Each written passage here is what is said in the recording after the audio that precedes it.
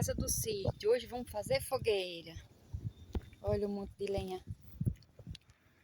Olha só. A fogueira vai ficar grande. Estamos preparando uma fogueira para assar milho assado. Fazer milho assado. Estamos aqui no sítio.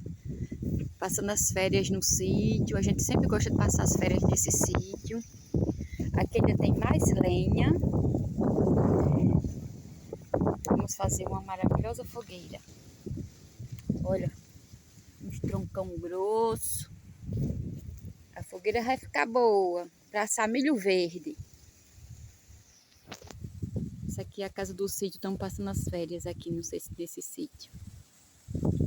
É de noite já, tudo escuro. Eita, que a fogueira vai ficar boa.